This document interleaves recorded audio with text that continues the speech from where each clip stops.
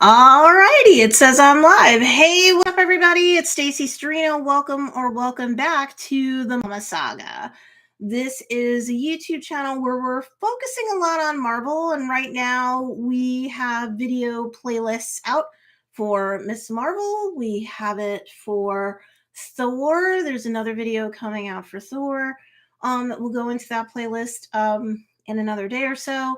And then also really all things Marvel comics, Marvel, She-Hulk, and there's certainly going to be a whole lot more content coming out about She-Hulk. Anything, if you like Marvel comic books, Disney Plus, the MCU. I've been a comic book fan, especially of Marvel, since 1986. And I love to do deep dives on this content. I think it is awesome. And today I am doing my live reaction. So spoiler alert, there are spoilers, okay, please. We will be talking about what happened in episode 3 of Miss Marvel. So if you haven't watched it yet, or you think watching my reaction will ruin your experience of it if you haven't watched episode 3 yet, then don't watch right now. Hey, what's going on? I see we've got somebody here. All right, so very happy to have you here. Make sure you subscribe if you haven't. We're going to come out with content at least 5 days a week. And while there are things dropping in the theater and or on Disney Plus, I will be here with my live first reactions. And then, of course, my video editor and I have videos coming out when it comes to this content too. So episode 3 is called Destined. Okay. And I mean, clearly Kamala has been destined to take up the role of Miss Marvel. She just didn't know it when episode 1 started off. We start off in British occupied India in 1942. I already have 2 videos on my channel. I linked to the playlist down below that has the Miss Marvel videos in them, including my live stream reactions to the prior 2 videos in the series. So I've already got 2 pre-edited videos that talk about the partition, why it's so important to Kamala's family, how it factors into how everything has gone with the women on Muneeba's side of the family. Muneeba is Kamala's mother, of course. And so, honestly, if you haven't watched all the videos in that series, make sure that you circle back when you can and do it. Miss Marvel and her secret and Miss Marvel's family secret, those are the 2 videos so far where we do a discussion of what happened 1942 through like 1947 and how that affects Kamala's family and where Aisha went, likely. I will say up front, I'm going to do a whole separate video on Kamala's origin story because they have shifted it. They've shifted it way past what was in the comic books. And everyone and their mother thought that she was Kree, and it appears not. But we'll get to that in a minute. So if you've missed the other 2 videos in that series, make sure that you watch it. I pin it down below, both live and on the replay. You'll have it.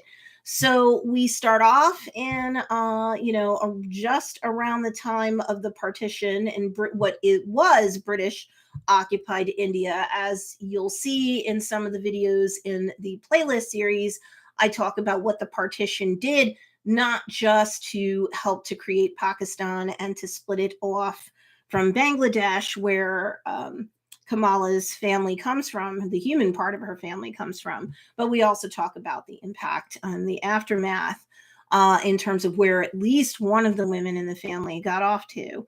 We get a big discussion. You do get quite a bit of information in this episode. Well, we're midway through the mini series, so that should kind of make sense too. It's only 6 episodes. We're up to episode 3 now. So we open up to a bunch of hands digging at, like, at first I'm like, is this an archaeological dig? What is this? It's a lot of people digging through like rock and rubble. But there's some Bangladeshi folk there, and a Bangladeshi woman's like, I found the bangle. So this isn't just your garden variety archaeological dig. These folks are looking specifically for the bangle. Actually, the bangles, they do make a very quick mention about where's the other one when they pull an arm that kind of looked blue to me. It's a severed arm, gross, but they pull the bangle off the wrist. There's only one of them. Somebody asks, where's the other one? So I did a video in the series that I pinned down below that talks about the nega bands. And I still think that these are cosmic bands or nega bands. In fact, nothing else that goes on throughout episode 3 really changes my mind about that. So if you haven't watched my nega bands video, make sure you do, because Kevin Feige did say they changed up Kamala's background and her origin story, because it not only had to match where the MCU was as she's being introduced into it, but that she factors greatly into what goes on in the MCU moving forward. To me, that's not just because Kamala was such a popular hero or heroine when they launched her comics in 2014, and they sold out 5 printings of them, one right after the other. It's because of where Kamala gets her powers from. I plan on doing another video where we do a deeper dive on this, but I do think that as we go into phases 5 and 6 of the MCU, because Kevin Feige just recently said with Thor Love and Thunder, phase 4 is basically done. So now we'll be going into phase 5 right after that, of course. And there's already a couple of movies that we know are coming out in the coming months, like Wakanda Forever. What is that, November? Thor, of course, is in July, but that's where phase 4 ends. So the November, we have Wakanda Forever. And then after that, we have the... they moved it. So after that, we have Ant-Man and the Wasp, Quantumania. And then after that, we have the Marvels. And they're shooting more content for the Marvels.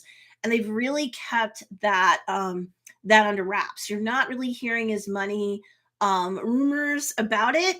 I think they flipped the movies for a specific reason. I talk about that in some of the videos that are in the playlist down below for Miss Marvel. So all I will say here is I think we're going deeper with the cosmic aspect of the Marvel universe, going in, from the comic book universe to the MCU. So I do think it's really important. I do think that these are nega bands. These are cosmic bands. So even though they've changed up Kamala's backstory 2 different ways, and I'll get into it as I go through my initial review and reaction, I do think that it's really going to be for a very good reason. Kamala is going to factor into a lot of what happens in the cosmic aspect of things. I've theorized that she's going to show up in Ant-Man and the Wasp: Quantumania. And I think the reason why the nega bands are so important, just really quickly, is I think she and Captain Marvel and perhaps Monica Rambeau will factor in very greatly, because they all have cosmic oriented powers. They're going to be really equipped to fight Kang, who is the big bad, for these couple of phases, because Thanos, of course, is gone, and that whole Infinity Gauntlet stuff, at least for now, is wrapped up. So Aisha appears in this scene where they're digging through all the rubble. They've found the one nega band. They did mention that there's another one. I did talk about in the nega band video that these things do come in pairs.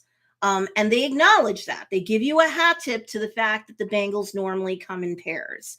So Aisha appears. She's speaking to someone that she quickly refers to as her sister. I'm going to talk about later on whether or not I think they're blood sisters and what that has to do with Kamran, because he factors into this too. But they do make a mention that they can't find the other bangle. And it's like, we don't have time. The British forces are coming. Let's get what we can get and go.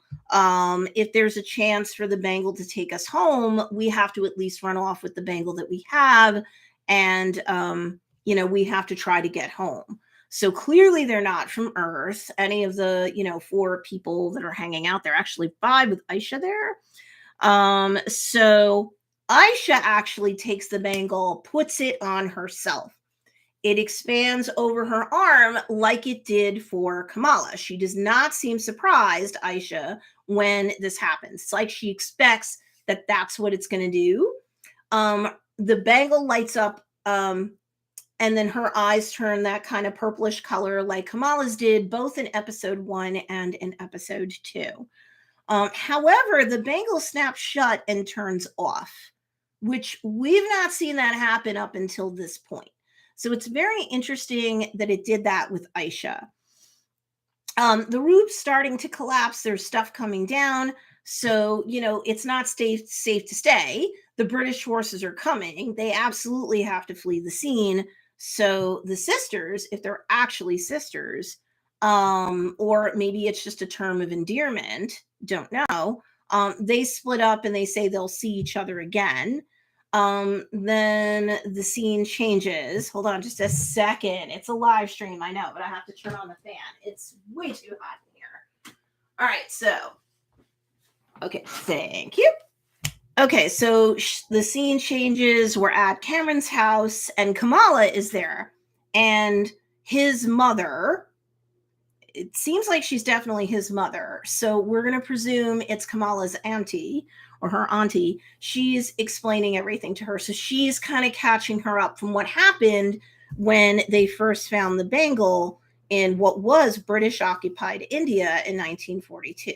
So Kamala's kind of getting the download. And she says, let's see, let me just change my notes. So her auntie, we'll presume it's her auntie for now, has been explaining to her the deal. And everybody else besides Aisha is there from that dig. And it looks like no one's aged a day. The only new person that's there besides Kamala is Kamran. And let's see. So she Kamala asked her auntie if she and Aisha met one another in school. Kamala's 16 years old. This is where a teenager's head is going to go. Did you meet each other in school? So kind of that question and the way auntie answers it, I don't think they're blood sisters, she and Aisha, which is probably a good thing, especially because Kamala is crushing so hard on Kamran. And as you'll see as the episode continues, from my reactions, it's probably a good thing he's not her blood relative. So auntie says, not exactly. We didn't meet each other in school. Aisha was from another dimension, and so are we. We're not here by choice. We were exiled. And we can't find a way home. We can't do it ourselves. And we've also searched for Aisha as time went on, but we couldn't find her. As they blamed it on the partition, which, as I'm sitting here reacting and theorizing forward, sure, the partition caused Aisha to split up with the rest of her group. Sure, I blame that. My theory is right now that Aisha didn't want to be found by the others. Okay, when you're being told that they've been exiled from wherever it was that they came from in another dimension in the cosmos, what is that telling you? That's telling you that they did something wrong, and that they've been kicked out. So that already put me on guard. I don't know about you if you've already watched the episode. Again, for people who are coming on and off the live, spoilers, galore. Okay, so maybe you circle back and you watch this after you've seen the episode. So automatically my guard is up. And if they've been exiled and they've never been able to find Aisha, I don't like that either. I think Aisha's like, you know what, everybody, later. She does confirm, because of course Kamala's been crushing on Kamran since the last episode. So now she's like, oh, is he like a million years old too? And she's like, no, he's actually 17 years old.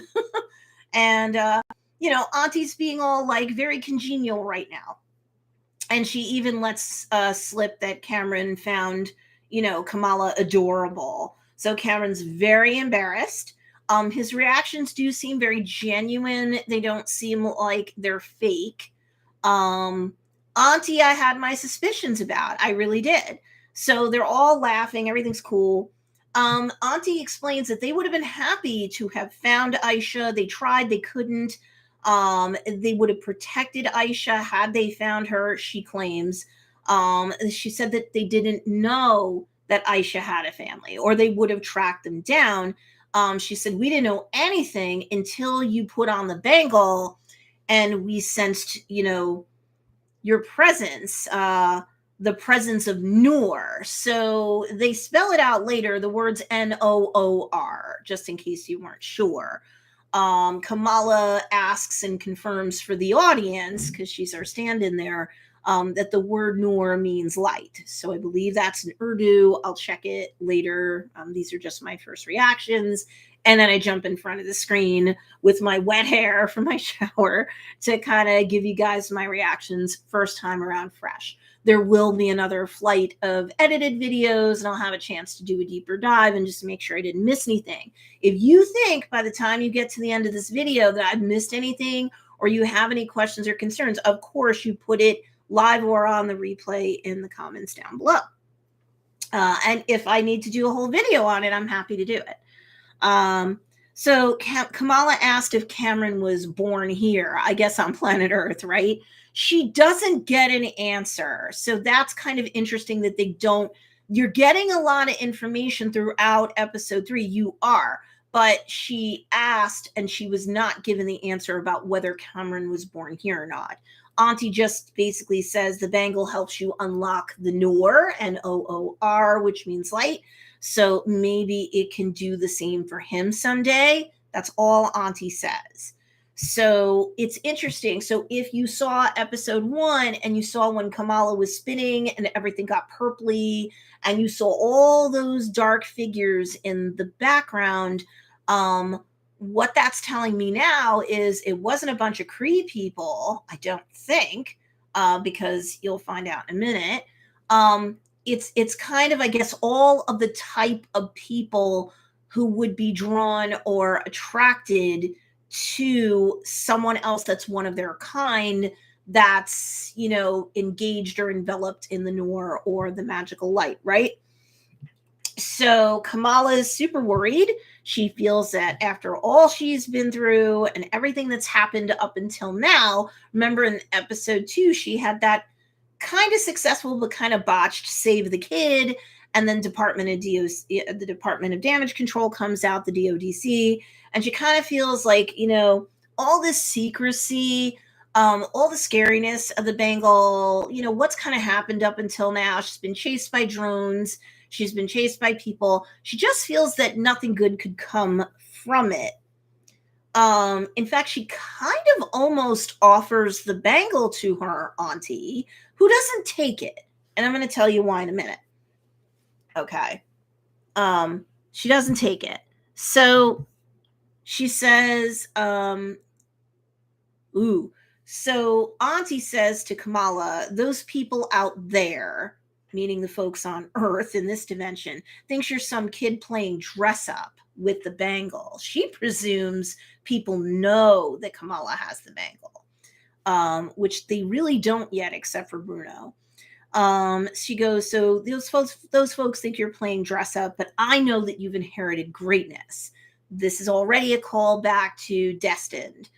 Kamala is destined to do this. The females in her bloodline, can connect to the Noor or the light with or without the bangle.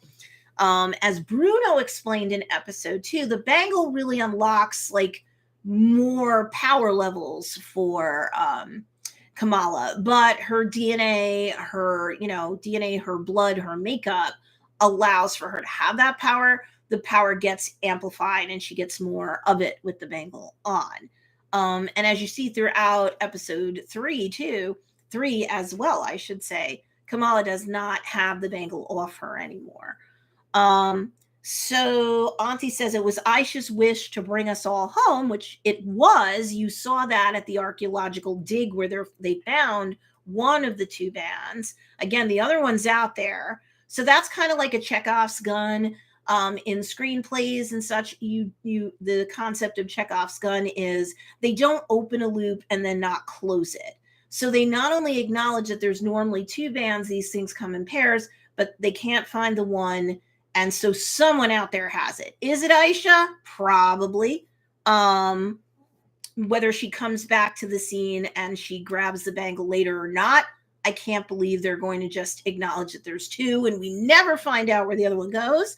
So Auntie says it was Aisha's wish to bring us home, so you have to finish what she started because she has the bangle. And she didn't take the bangle from her when she offered it to her. Why? Well, at the beginning of the episode, Aisha puts on the bangle and it doesn't quite work for her. So we're probably going to find out later why that was the case. So Auntie's got a suspicion if she just takes the bangle, she can't do with it what she wants to do with it. But she knows because she sensed Kamala when she had the bangle on her, she knows the Noor or the light was drawn to her. So she knows that Kamala can probably get them back to their own dimension. So Auntie explains in our home dimension, which is the Noor dimension, again, Noor, I believe it's in Urdu, that means light, we're known as clandestines. As to what, we're commonly known here in your dimension, it's probably Djinn, Djinn. And actually, this was a point that I missed. Maybe you missed it too. In episode 1, when Amira comes into Kamala's room because she's all depressed about initially not going to Avenger Con, he joked around when he gave her her winged sloth baby and said, "Oh, are you still afraid of the Djinn?" I thought he meant of the dark. I know what Djinn are, but now we come to episode 3 and it's kind of like that's closing that loop. They introduced the concept of the Djinn. Chekhov's gun says you have to close that loop. Now in episode 3, we find out the Djinn are real. They're here, and these clandestines who are Djinn, they need to go home. So Kamala's all shocked because Djinn, that's like ghosts, but worse, especially for her culture. So she's shocked. And then the opening sequence plays, and right after that, Kamala's running into Bruno's room. He's telling her about the news. She's made the news. They're still calling her Nightlight. She's still pissed about that. So it's a running joke. And then she tells him, just to blurts it out, "I'm a Djinn." And he's like, "Antonic?" Because he doesn't know that word. He's not from her culture. So she goes, "I'm not an alien or anything cool like that. I'm not alien. I'm not Asgardian." Remember, she was like thinking about that in episode 2. But Kevin Feige told everybody before the episode started to play out in his interview with, I think it was Variety, he said she's going to think that she's Asgardian. She's going to think she's an alien, and she's none of those things. And we did have to change up her origin story to match where the MCU is. Plus, she's going to have a huge role to play. And again, as this unfolds, you'll see more and more why it's so important that they did what they did with her. Because again, I just don't think she's going to be able to face off with Kang if she wasn't as powerful as she is. And if you stay with me till the end, they dropped an Easter egg about what's going to happen to Kamala and what she's going to have to do and what Captain Marvel's going to have to do. And my guess is also Monica Rambeau as Spectrum is going to have to do when we get into the Marvels. I'm like so thrilled that I spotted it. and it's a necessary thing. It really is. Okay, so Kamala's like, "I need your help, Bruno." And he's all deflated because of everything that happened in episode 2 and Kamran and all that. So he's like, "I figured, yeah, sure." Like he's all depressed. You can tell that he's hurting and disappointed that Kamala's not returning his feelings. So he says, "I don't know how I can help a bunch of ghosts and their average looking son." So of course he's like totally downplaying, how hot Bruno is. So Kamala discusses the Noor dimension and the fact that she needs to help these people with their interdimensional travels. Has Bruno ever heard of anything like that before? And he's like, "You know what? I have heard of a paper having to do with that. I'll pull it down. I'll study it. I'll see what I can do to help." And he goes, "Before you go, you're trending." And she's like all horrified because it's like, what? She kind of has this mixed fascination of she likes seeing herself as a superhero, but it wasn't her most glorious moment that she's trending. So it's kind of like, how it would be for you and me in real life if we could be superheroes. It's not all going to be the glorious thing that we thought it was. And actually, that's opening a loop that Kamala closes with her mother later. So now the next scene, you have an SUV that pulls up. There's a huge license plate. I'm going to have to research that, and that might be its own video. I do see the Easter egg of 0102EE, and then you see like smaller print DC, which is the Department of Damage Control. It's government plates. They come into the mosque, all the agents, including Agent, well, not Agent Cleary, the female agent, and they confront Sheikh Abdullah. And the board is having a meeting there as well. So board members are there, including Nakia. And they're telling him that there's reports of an enhanced individual operating out of the mosque. So Sheikh Abdullah is really cool about it. He's like, listen, I haven't seen anybody like that. But if you see someone who has the ability to fly, send them my way because the gutters of the mosque need to be cleaned out. Nakia comes out and tells them that they have no authority. They need a warrant. They can't be there. And she introduces herself as a mosque board member. But then one of the men in the background are like, we're not done counting all the votes yet. So you can see like Nakia's got all this confidence. Her body language is projecting confidence. And she has no problem going toe to toe with the female agent at all, telling her, you need a warrant. You just can't be here. So they're like, okay, we'll return with a warrant. And as they go, Sheikh Abdullah, again, very kindly, it's totally in step with who he was in the comic book saga versus in the MCU. Sheikh Abdullah just very kindly and very smoothly is like, return when you have a warrant. And next time, remove your shoes, which I think is important because it just shows that, like, a lot of folks, whether it's America or in other countries, they're so tone deaf to the religious observances and the custom and the cultures of other folks, whether we're talking Muslim/Islam or not. So you can tell that these agents, they really should know better, especially given that some of the discussion that the female agent had with Agent Cleary when they were interrogating Zoe in episode 2. And it's just like, he even told her to be careful about her approach. And she's clearly not. She doesn't care. And you could write that off as typical government people. There is a theory that Agent Cleary might be a Skrull, and so he's a little bit more sensitive about other cultures, both here and off planet. And the others are like just humans, and they're just dumb. So we'll see what plays out. So we're back at Kamala's room. She's watching. Oh, what are the Djinn? So hi, Random TV. That's a really good question. I am going to have a deeper dive video to give you like all the good goods. So if you haven't subscribed yet, that's probably going to be my next video. I might have to shovel off some of my planned scripted videos by a day or two because the Djinn, they're kind of like the way we see them here. If we're not talking about Muslim, Pakistani, combo culture, we look at them as though they're genies. And in fact, later on in the episode, when there's a bit more discussion about what the clandestines or the Djinn really are, they're kind of like, some people call us genies. It's Yusuf when he's talking to Bruno about it. He's like, some people call them, like genies. That might be what you think of them, but some people call them demons.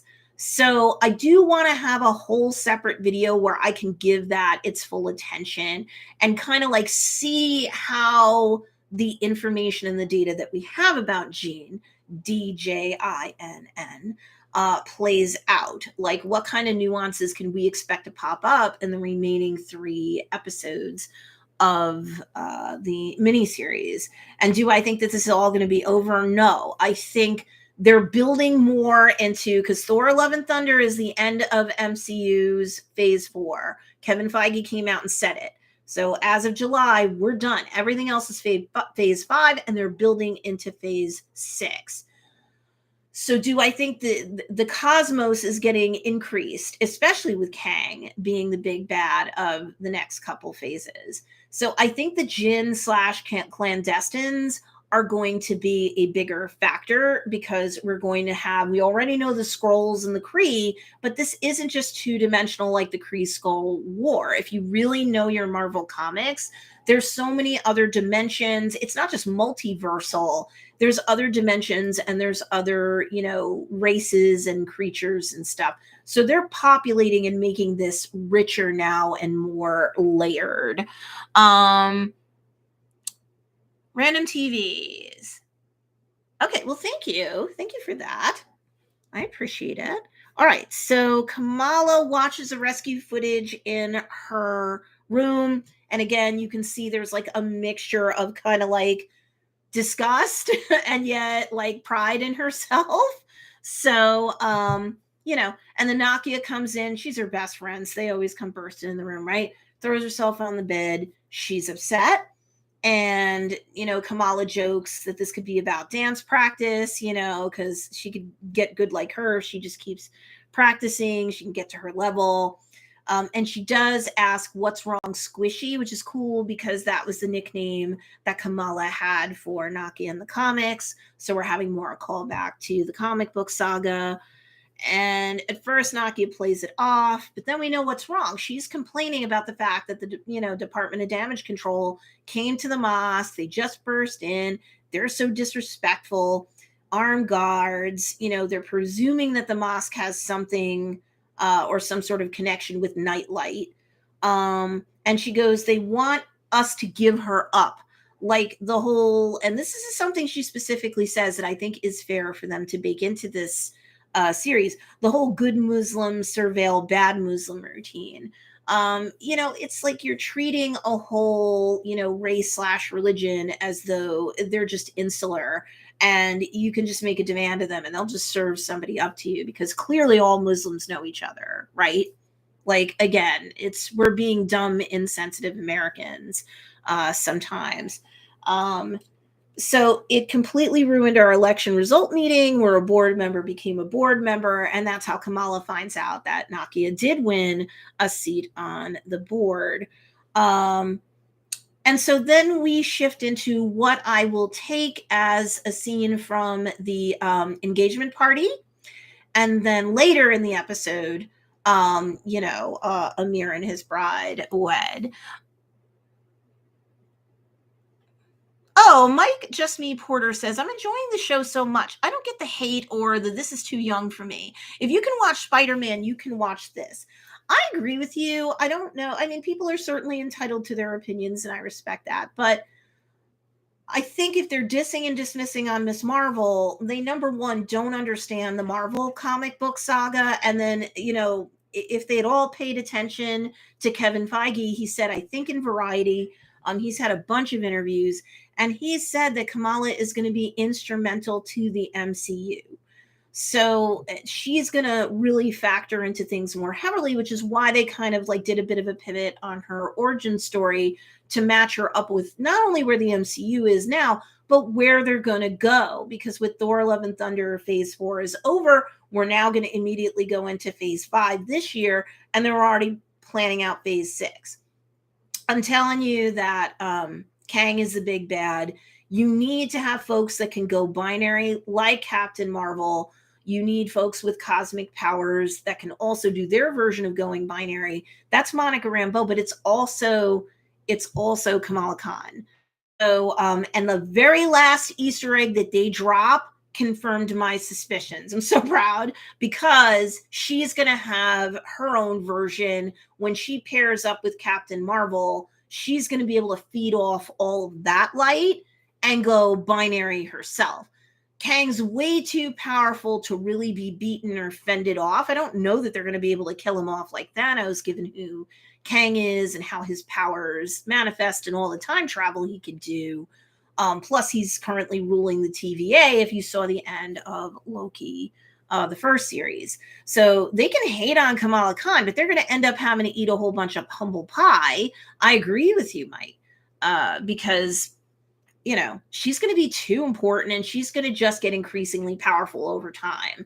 The Djinn that talked about the Noor or the light, the more light she draws, remember from episode 1 when she was on the cosplay stage and all of the cameras are going off, that's feeding into her powers. That's back feeding into her. Plus she had the bracelet on. And so everything unlocked at that point. And she didn't even know what was going on. So can you imagine if she's in the presence of Captain Marvel and or Monica Rambeau? She's going to be kicking butt and taking names.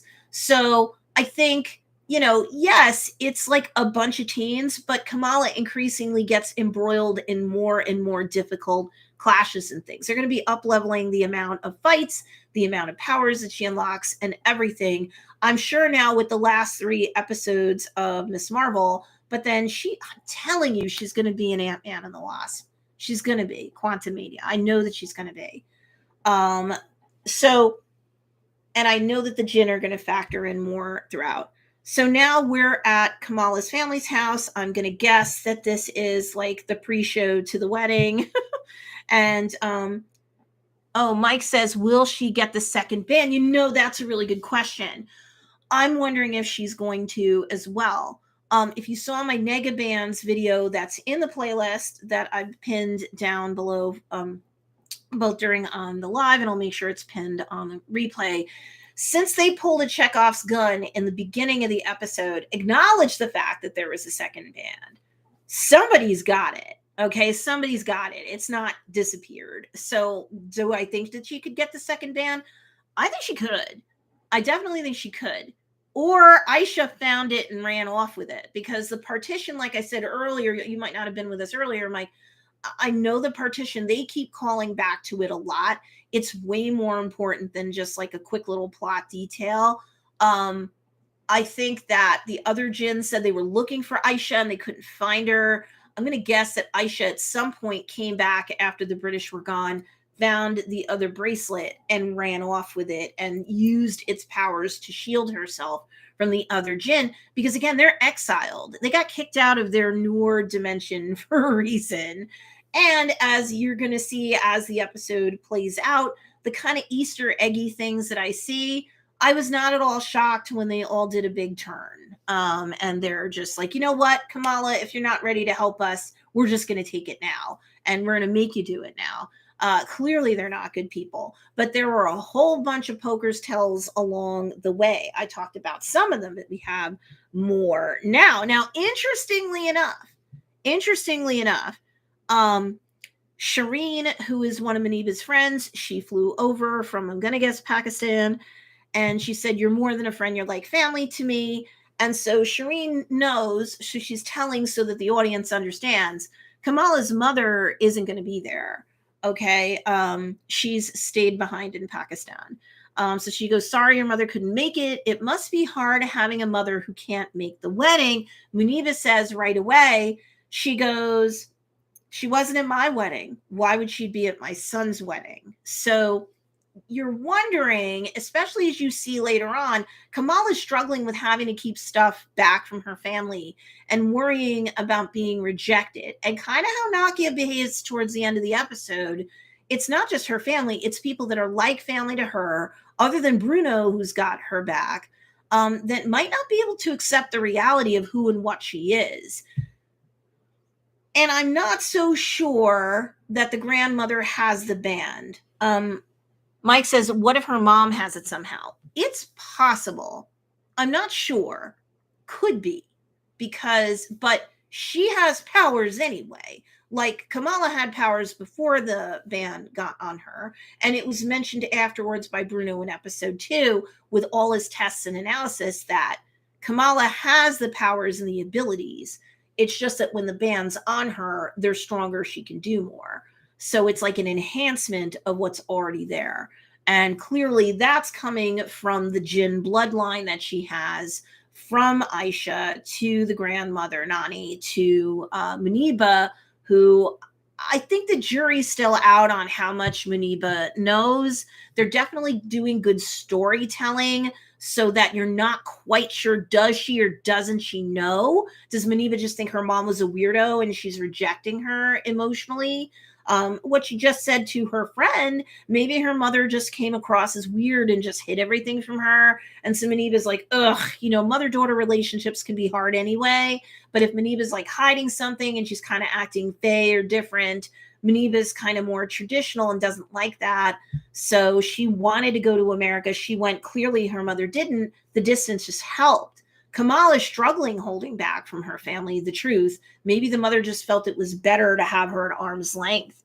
So now, hi, Andrea. She says she will probably, Aisha has it best bet. I know. I agree with you. That's where I would guess right now. And she'll give it to Kamala probably in the last episode or in the last 3. I bet you, Andrea, you definitely are barking up the right tree. My guess is that the grandmother doesn't have it because of something that she said at the end of episode 3 to Kamala. To me, if she had the band, I don't know if she'd ask her granddaughter to step into danger. She might be able to take care of it herself, even though she's an older lady. Also, you'll notice she looks like an older lady. Nobody else aged from the first scene, from the clandestines. Nobody aged. They did acknowledge that Kamran was 17. They didn't say whether he was born here or not.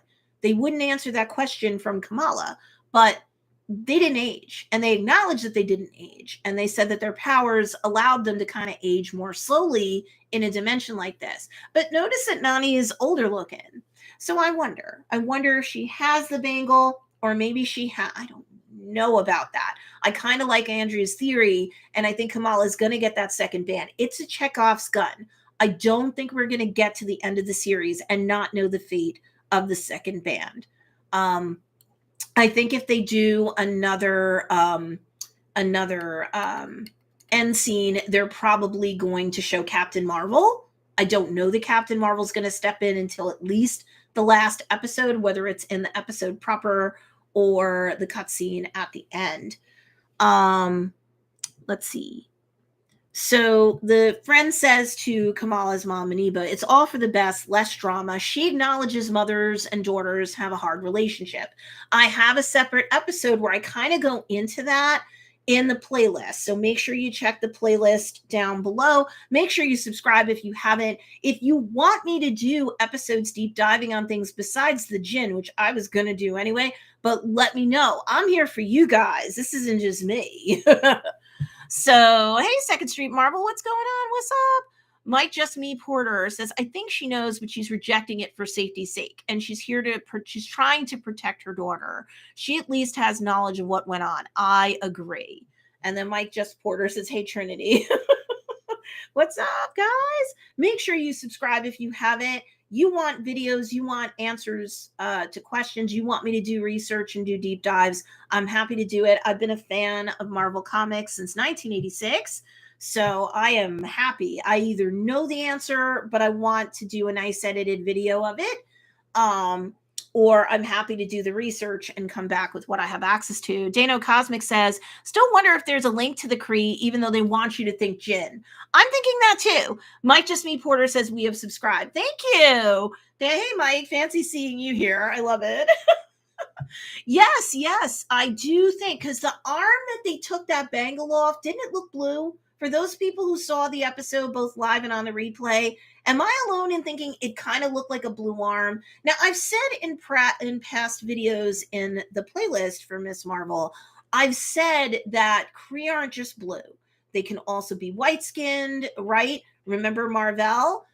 They could also be both in the comics and in the MCU. And they can also be like black-skinned or darker pigmentation as well, right? So, but I thought I saw a blue arm that they dug it off of. Yes, Dano Cosmic, I agree. It was blue. Oh, thank you, Mike Just Me Porter. We are trying to promote you. I really appreciate it, guys. I tell you, I have another YouTube channel. I have like 1,600 subs there because I'm a content marketing coach, so I might put you up there once a week. But I love Marvel too much not to do a separate channel, and I'm kind of starting to dig into this channel more. It's fun. 0 is the hardest number when you are, running a YouTube channel. It's the worst, right? And just as a quick tip, if anyone's trying to grow their YouTube channels, sometimes it's fun to have family and friends subscribe, but if they're not generally going to watch the content that you're putting on your channel, the algorithms that crawl the YouTube platform get kind of confused, and it's hard for them to do matchmaking. I'm sure you guys are promoting me to other people who like this sort of content. That totally makes sense, and I appreciate it. It's awesome. But if you're growing your own channels, think to yourselves, yeah, it'd be great if my great aunt Benwina, subscribed to my channel. I hate being at 0. I hate being at single digits.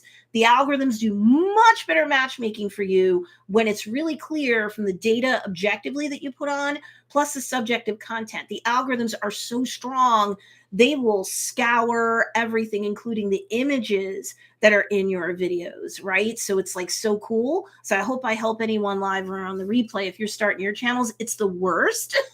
It's the worst to start out at zero. It stinks. So I really appreciate it. Mike Just Me Porter says, I'm really glad to see Miss Marvel love. I am too, man. When they launched that comic back in 2014, it went through like 5 sellout printings of it. People just couldn't get it enough. And I think it's because not just the storyline, but the representation, the opportunities that it gave us to have a more inclusive MCU, which I'm really glad that they're doing that more and more. It makes everybody feel more included and just part of the whole fun and the experience of it all. So I love that.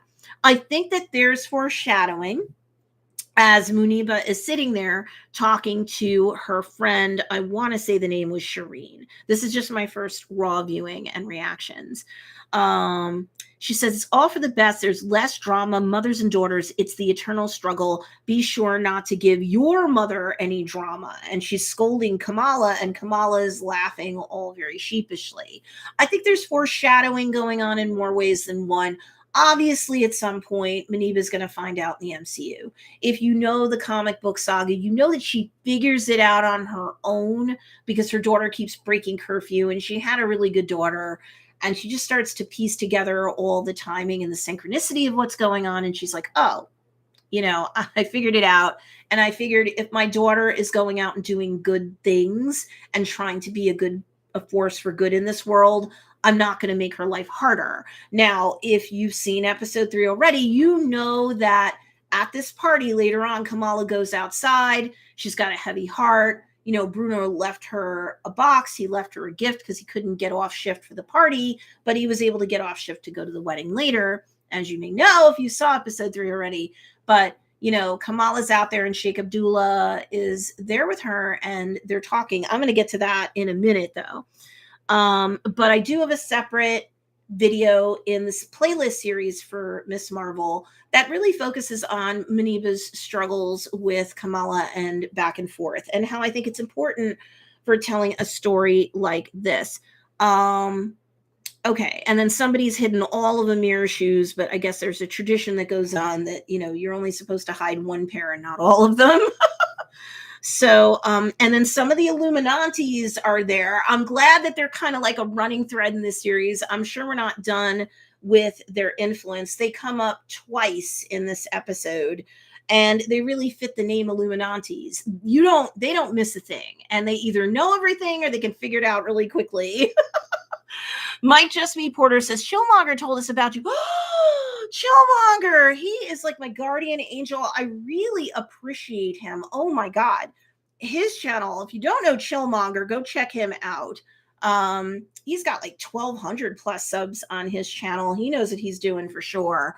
In the beginning, when you start launching a YouTube channel, it feels like it takes forever and a day. So I'm really appreciative of him.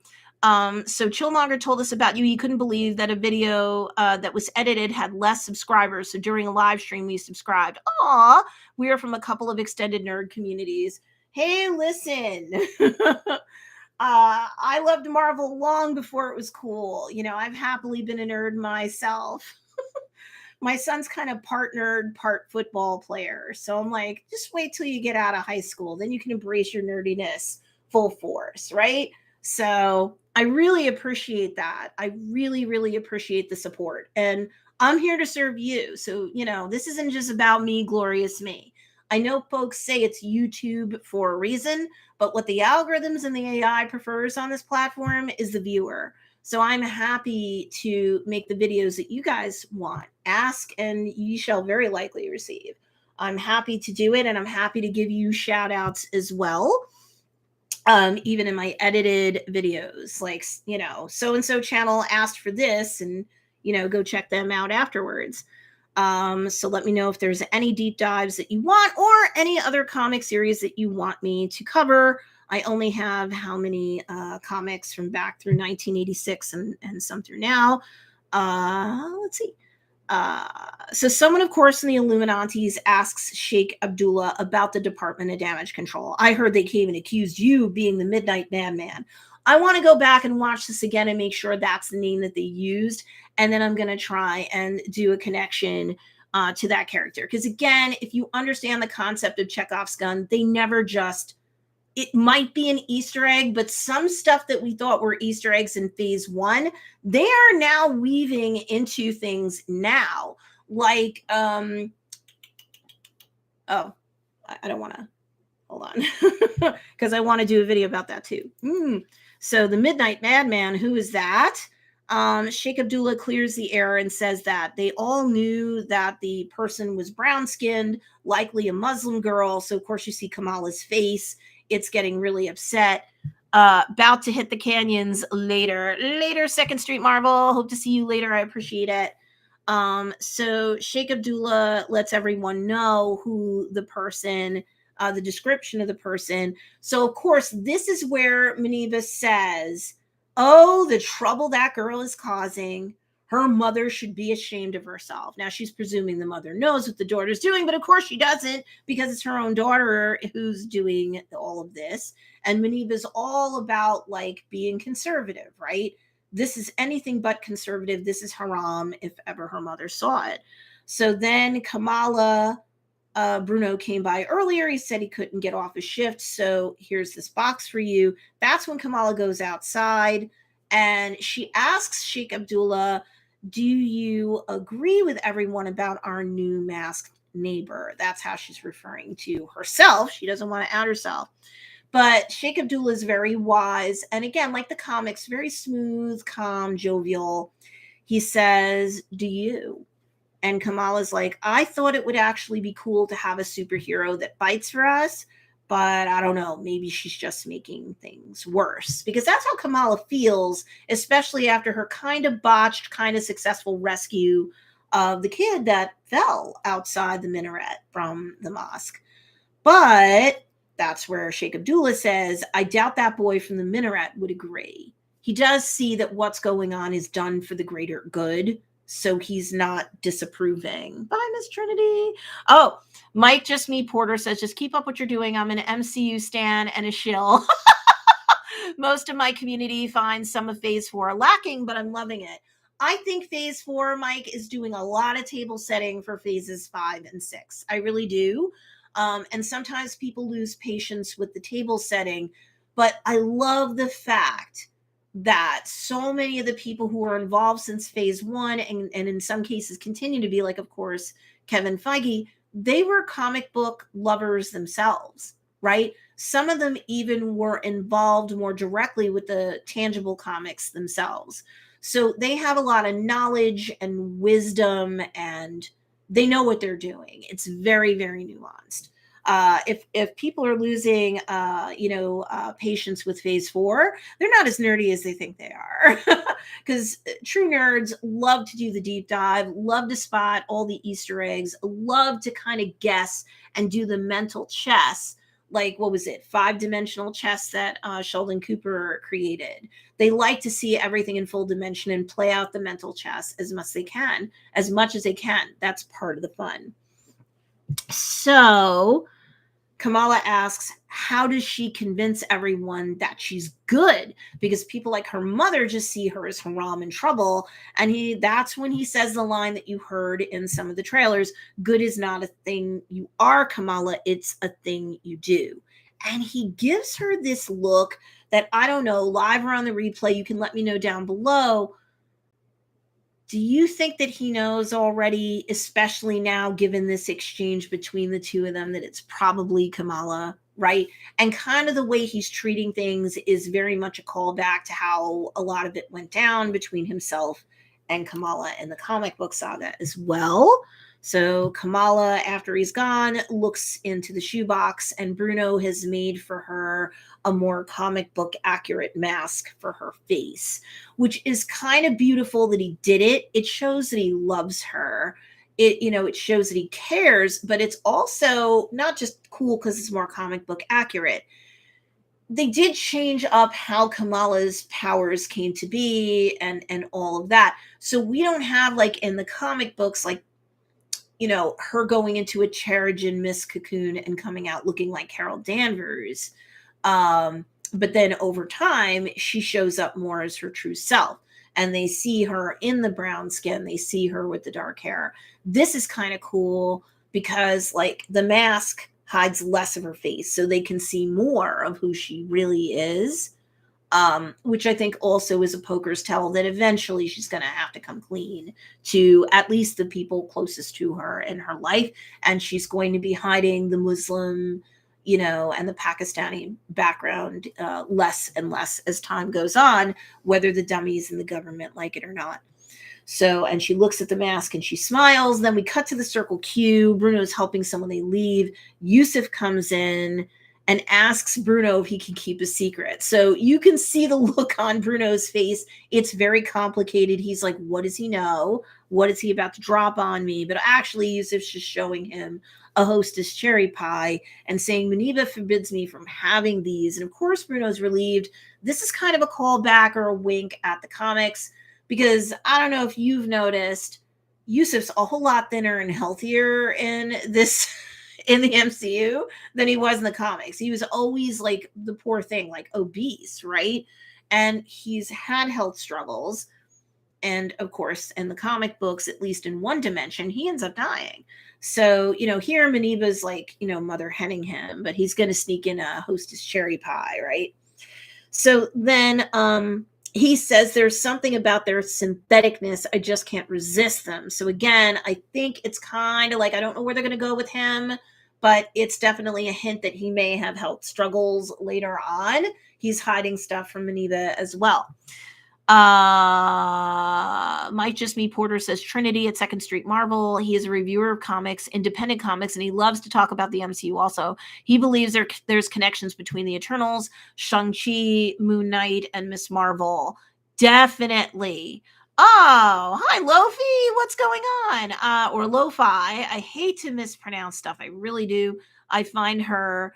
I was her first subscriber. Oh, thank you. Will you let me know too if there's any, episodes that you want me to do? I'll happily shout out you for being the person, or you folks, if people see live or on the replay, I'll shout you out at least as a channel, subscriber, and, give you the credit for the idea for the episode. So even though I was planning on doing the one for the Djinn, so Mike Just Me Porter, you brought it up on the live, so I'm going to give you credit for that. And he says, awesome. Yes, because I'd like to think that a lot of the folks that would be watching my content, at least most of the time, that's the type of content that you like too, and that would be all or most of what would be on your channels as well. It's not always going to be a match, but algorithmically, it's good to send traffic back and forth if there's like a nexus, a digital nexus between your viewers and my viewers, and what they tend to watch and what, my viewers would tend to watch. So I think at least in terms of both of you guys, both of you folks, definitely, I think that could help you in a very helpful way. But there's a reason why Yusuf comes in. He sees a little of what Bruno's been working on that Kamala's asked him to help them with. So he passes it off as part of culture studies class. But this is where we're the stand-in now through Bruno. Bruno's helping us to understand the Djinn, because what he's looking at is written in Urdu. So he explains that Djinn are supernatural beings. I'm still going to do a deep dive video. There's more to it than this. Supernatural beings of pre-Islamic folklore. They've had many names. Some are genies, some are demons, right? So genies, we think of granting all of our wishes, but then on the flip side, demons, we don't want any of that, right? Legend tells of a group of hidden Djinn. They've been exiled from their home world, so we know from the beginning of the episode that's the clandestines, and they're exiled from their home world, damned to live out their days trapped in our world. They move in the shadows, searching for the key that will get them home. but to unlock such an ancient barrier would require primordial power. And this ties into what the clandestines tell one another and Kamran. It's kind of already tied into what they've already said to Kamala. So Bruno and Kamala meet up in his apartment. He says he's plugged everything into the energy tests that he's been running, right? Since episode 2, at least. And now he's run more, and he says he's run a simulation. Kamala's distracted because her knee hurts from everything that happened the other day. Like, the reality, there's the fantasy of being a superhero, but the reality keeps catching up with her. And this is another way of doing it. But it's also a Chekhov's gun, because we'll see what happens with Muneeba a little bit later in the episode. So the good news is, according to Bruno, that interdimensional travel is possible. But the bad news is you need, like, the base energy required for it is like the sun. So if something goes wrong, the margin of error is tremendous, and there can be tremendous damage. So it's kind of dangerous. They need to understand the parameters of everything more before they go through with this. Otherwise, it's definitely not safe for Kamala, right? So Kamala's like, I think I have this bangle for a reason. She keeps saying, like, obviously I can't be a superhero. She already is, but like a typical teenage girl, like a lot of us, quite frankly, she's kind of doubting her own highest and best power. So she's still kind of, being self-effacing. So she says, I can't be a superhero, but I need to do something good. Now, like what she talked about with Sheikh Abdullah, she wants to be good, and she wants to prove herself to the community, and not just to herself, that she's something good. She's not just this dangerous kind of haram thing going around. So Mike Just Me Porter says, have you heard of Den of Nerds? Yes! That's how I met Trinity from Second Street Marvel, and many more people about 2.5 years ago. I try to promote my friends that are content creators on my Twitter. Well, I appreciate that. You are doing good. There's a lot of good karma out there because of you, and I appreciate that, Mike. Yes, I have heard of Den of Nerds. I believe I'm subscribed to them. New Rock Stars, Emergency Awesome, Comics Explained. I love Rob. He's a sweetheart. Oh gosh, I mean, heavy spoilers. Sure. I love those guys. So I'm glad. Thank you for telling me how y'all met and how you're all being very helpful.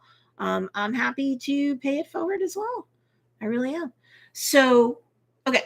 So then Bruno just spews out to Kamala that he's going into Caltech, or that he got into Caltech. You can see from Kamala's response, oh, I don't care, Mike. He says, sorry if I'm taking you out of your conversation. Do not apologize. This is not my first channel, and it's not my first live. So the Stacey Storino channel, I've been doing live streams, my goodness, in January for my students, because I've been a content marketing coach for like 8 years. I've been an attorney since 1998. That's a whole other story. But in January of this year, I did 31 days straight of live streams, just to try to help my students kick off their year better in terms of their content marketing, to drive more traffic to their business, to do more business. So that's the Stacey Storino channel, Stacey with an EY, STORINO. So please, I do these lives. I want you guys, both live and on the replay, to be involved. Otherwise, why do these live streams, right? I could just be pumping out like pre-edited videos all day long. And since I've been a litigator for so many years, I'm used to talking on the fly. So it doesn't matter. I want you guys to comment. I want you guys to ask me questions. And I want you guys to share. I care. I really do care about my community, no matter what size it is. Okay. So Kamala's response is subdued. You can tell she's trying to keep control of herself, so that she's being respectful of what he's done and not trying to be a drag on his decision. You can kind of tell she's a little disappointed too. So she's like, I mean, that's awesome, but I didn't know that you'd signed up already. So I guess they had discussed it as friends, but then he went and signed up and didn't tell her. And that's when he says, because she's interested in helping these people, I don't think he knows that Cameron's part of it, or maybe she mentioned that to him. That was done off screen, but you could tell like she seems more interested in helping her new friends, and Cameron's part of that. So he's like, I think I need to go, but I can't leave unless I know that you are okay. So you could tell he still cares about her. So she goes, why didn't you tell me sooner? And he's like, I think you've just been busy. So again, he's like putting off that she's been with her little, her new besties. He did say that he was willing to help her to help them, but he said as of today, he needs to do more research. His concern is that she does this safely and that she just doesn't go brash and go off doing something. So this is when, and I think this is important, I think this is going to play out more before the series is over. Kamala's like, Carol Danvers would help them today. She'd punch a hole in space and she'd just do it right now. And this is where Bruno, he's on the outside looking in, and he's a caring friend. He's like, Carol Danvers would be reckless. Maybe it's not such a bad thing that you're not her. This is important for him to say just as friends. It's important for him to say so that in the MCU, Kamala starts to kind of separate herself from the person she's the biggest super fan of. And that's kind of hard for folks to do. But in the comics, that was something that Kamala had to struggle with initially as part of her comic book saga origin. She had to realize that she's not Carol Danvers, she's not Captain Marvel. And in fact, in the comic book saga, at a certain point, she and Carol split. They're not like bestie crew forever. She and Captain Marvel are not on the same team anymore. And I could do a whole separate video on that as well. So I don't know if she's always going to be a ride or die of Carol Danvers, but I swear she's going to have an appearance in Ant-Man Quantumania. I know she is, and she's definitely in the Marvels. That's been confirmed. But I don't think they're going to be friends forever. And I think that's part of complex storytelling. I think it's important because they often say, don't meet your heroes. You just might be disappointed. And that happens a lot in real life. So I do think that would be very mature and nuanced storytelling, that they fight together for a while and then they split apart. It might be part of the whole Secret Wars thing. I don't know. But I know there probably will come apart with a point where in parallel, they're not friends or super close anymore. So the next scene, Kamala's in her own room, or she's in a bathroom really, and she's applying lotion to her bruised and ripped up knee.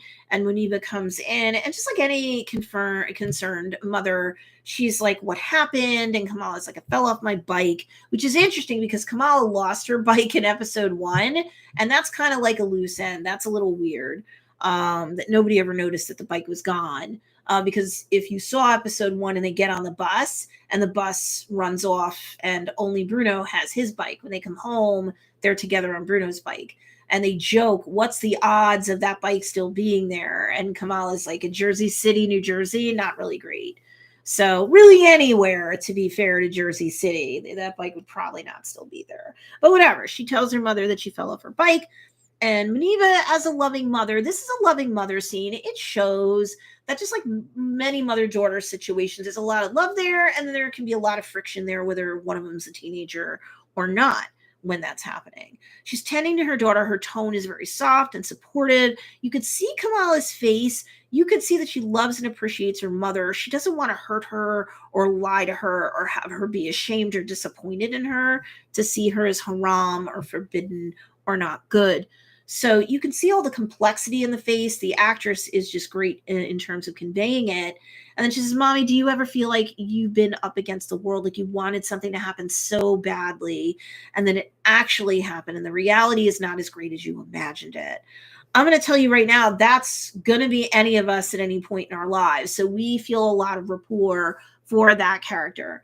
And Muneeba's like, yes, actually. And she explains how she and Yusuf wanted to come to America so bad.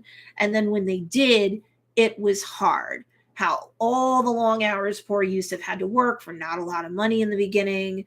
Muneeba's English wasn't so good, and she goes, I tell you, I never felt so alone in my whole life. And I love that line because that's how Kamala's feeling right now. She can't come out to anybody. I mean, Bruno knows, but no one else. So she goes, well, what did you do? Because she's kind of hoping her mother says something that could help her through the tough times without outing herself to her mother yet. So that's when Muneeba's like, well, I found the mosque and I found friends, and and she also adds, I found my family and I let them love me. Kamala, listen to me. Whatever mountain you're facing, you don't have to do it alone. Right. And so they hug, and Kamala's crying because Kamala's like, I don't know. I just still don't think I can tell anybody other than Bruno. And then she's like, cheer up. Amir's getting married. And then they play off, and, so then Kamala's alone in her room. She texts, you figure out that it's Kamran. And she says, I want to help, but it's going to be dangerous, so I need more time. And so Cameron's like, just focus on the wedding. We'll figure it out. This increasingly tells you, if you knew the comic book saga, they're definitely not putting Inhumans in here. They're still keeping them off, except for Ensign Mount, who was in the Illuminati and Doctor Strange and the Multiverse of Madness, which, by the way, if you have Disney Plus, as of this morning, I did see that it is available to you as a Disney Plus subscriber, unsponsored. So, so Kamran here seems to be a sympathetic character. He's definitely not an Inhuman. He's probably one of the Djinn. Again, they're not 100% clear on whether or not he was born here or not. Everybody else, like the other 4 individuals in that clandestines group, they're definitely Djinn from another dimension, right? So, but Cameron's coming across as sympathetic. Like, take your time, enjoy the wedding. He doesn't seem to be a bad guy. And he's not, I don't think, the big bad in this episode at all. Well, not in this episode for sure, but in the series at all. Cameron's definitely not who he was in the comics. So then we're at Amir and Taisha's wedding. And I think it's really something that, especially given what Muneeba said earlier about how when Yusuf and she came to America and they're struggling to provide for their family. In the beginning, it's rough. They don't have a lot of money. What is Amir worried about before he does his vows? $732. All the money I have in my checking account right now is $732.49. And Yusuf's laughing and says, I'm surprised you have that much. And he's like, now's not the time to worry. You'll find your way after grad school. Look, a man has one choice in life. This line is beautiful. To live a life of fear or love. We all have that choice. 50 Cent, of all people, once said that his grandmother had told him, you can either fear, or you can either pray, or you can worry, but you can't do both. That's from 50 Cent, for goodness sakes. And Yusuf's saying the same thing here to his son, Amir. You can live a life of fear, or you can live a life of love. And Kamala's watching this conversation in secret, and it's sweet what the father's telling the son, but it's also kind of advice that, without him knowing it, he's kind of giving to Kamala. And I do think this is going to pay off later on in the series. So Yusuf goes on to say, a man chooses love, faith, courage, right? A man that chooses family is never alone. So again, Kamala's listening to this and it's benefiting her. Sheikh Abdullah then gives the vows. The next scene is not at the wedding. It's at the clandestines' home. And it's all dark. It's dark. The clothing they're wearing is dark. The makeup around the eyes of the auntie is dark. And I'm not surprised. I'm not surprised at all. Kamran comes downstairs and his mother's been looking through his cell phone and she's pissed. And he's like, I was going to tell you she just needs more time. So again, this is showing you narratively the distance between Kamran and his mother, or who he calls his mother. So the distance is expanding. And she's like, we don't have more time. And he tells her it might be dangerous. He truly does care about Kamala, which he kind of did in the comics, but that was a whole different thing. But, he was obviously a bad guy. Here, he's not. He's trying to buy her time. He's trying to protect her. And his mother, if that's who she really is, doesn't care. She said, you knew it would be dangerous. Oh, he challenges his mother because she's like, she doesn't care if it's dangerous. And he's like, you knew it would be dangerous and you asked Kamala anyway. And you can see he's genuinely pissed. And she says, this is not our home. So we're going to make her help us. I won't ask anymore. And you can tell that Kamran's not having that. So then we cut back to the wedding reception. Everybody's dancing and happy and everything. The Illuminatis, I told you, they're going to become important again in a minute. They get a hold of Bruno, you know, and they're joking around with him. He's part of the community. They recognize him as part of the greater family. He's there and he cares. So you have the traditional dance in front of the bride and groom, very Bollywood, very fun. Definitely the blood family members are there and more. And Bruno, again, showing that he's part of the family, right? You know, Muneeba's always calling him Bitta and packing food for him and stuff like that. And they were texting each other about her messing up in episode 1 when she screws up her driver's test. So they're like in on it with each other. They're thick as thieves. So even Bruno dances. You can tell that he's rehearsed for this, right? So, and then he runs off when his part's over. And who's he hugging? His little bestie, Muneeba, there. So the bride and the groom join everybody. They're bathed in red light. I think that's done on purpose. I think it's foreshadowing, you know, danger. Okay. And of course it comes. Might Just Me Porter says, have you heard about the ratings being low? Are you concerned with that? I'm not necessarily concerned with that at all. I'm not. And I think, isn't it true? Like, Mike, you tell me, isn't it true that the first episode actually performed very well? But I'm not concerned about it. And I think, you know what I think is going to happen? People are going to be like, oh, this is a bunch of teenagers and it's teenage drama. Well, yes and no.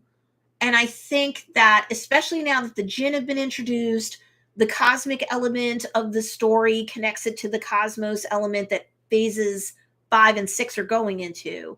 Because Kevin Feige said again, Thor Love and Thunder is the end of phase 4. So now we're going into phase 5. Yes, you're going to have Wakanda forever. We're going to have gods involved in that more, including the Jaguar god that Namor worships. Namor and his people worship. And of course, I think Bast is going to factor into that more too.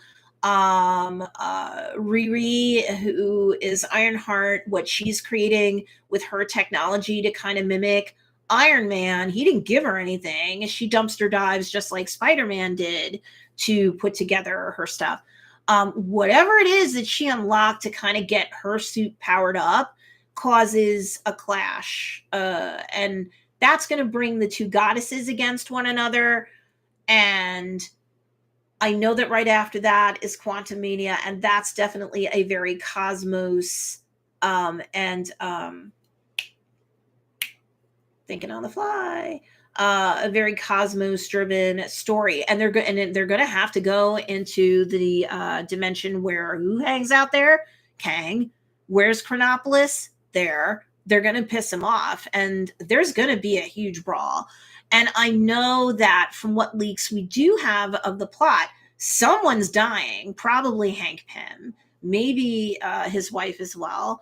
And there's commentary, there's already leaks that Scott Lang is going to get really badly injured, and that's when his daughter Cassie's going to have to step into the gap. But I think with all that mess, Cassie's not going to save the day, not against Kang. So I'm thinking, honestly, that you're going to see Kamala in there. Mike says, maybe now Kenobi has ended. Maybe there will be more viewers. That's hard, too. I have to be honest with you, Mike, and anybody else watching this live or on the replay. Comment down below live or on the replay. I definitely look at my comments. I think it's kind of crazy that they released both of those at the same time, on the same day. I mean, that's a lot for a reviewer, but it's hard for anybody. And if you're Star Wars hardcore, I mean, I've never, speaking of Den of Nerds, my goodness, they've said this a whole bunch too.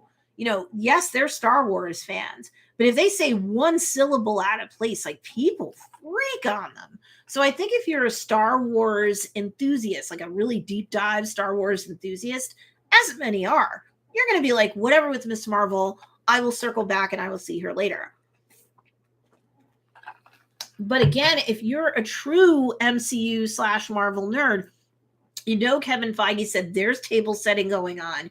There's going to be a huge connection between Kamala and what happens in the next two phases. She's going to be a big player, and the way her powers show up, they have to show up that way. They had to change the origin story because she's going to be instrumental in fighting off Kang. She definitely is. So I'm not concerned about it. I think they're also learning a lesson that maybe you just don't release two friggin' things at the same time, right? I mean, that's just too much. Because if you like Marvel, you probably like Star Wars. I don't think, those two communities are completely separate. So they're learning a hard lesson. Disney Plus has only been around for 2 years or so. So they're learning a lesson, maybe not to release two things at the same time on the same day with the same publication schedule. I mean, my God. Because then we have to wait until August for She-Hulk. Come on, pace yourself. So then at the wedding, I love how the Chekhov's gun thing kind of closed. Maybe it'll reopen too, but the whole loop closed. You have the Chekhov's gun payoff about the joke for Bon Jovi, and if it wasn't for Slippery When Wet, your father and I would never have met. And Amir's like, ooh, gross. But now we have Brown Jovi. I laugh my face off. I'm a Gen Xer anyway, so I absolutely laugh my face off. And of course, they play the lyrics, they play the song to Living on a Prayer. So that was really good during the fight scene. I thought that was just so pitch perfect. So Kamran busts into the wedding. He's looking very concerned. So again, he's not a big bad here. And I think he's meant to only be a sympathetic character here.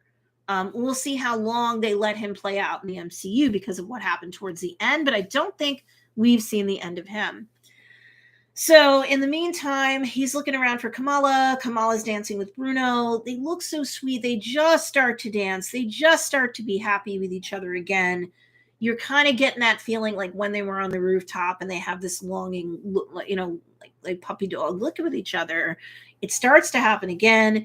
And then Kamran comes in, busts them up. Again, this is my first viewing. I think Kamran spoke Urdu to her. And was pulling her away, and Bruno looks all sad.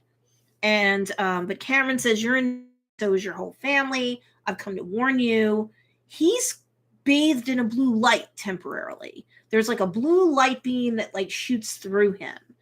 I think that's a nod to when he came out to her as an Inhuman in the comics, and he had the blue swirly stuff going on. They don't leave these things in, or they don't put them in or leave them in, unless they have meaning.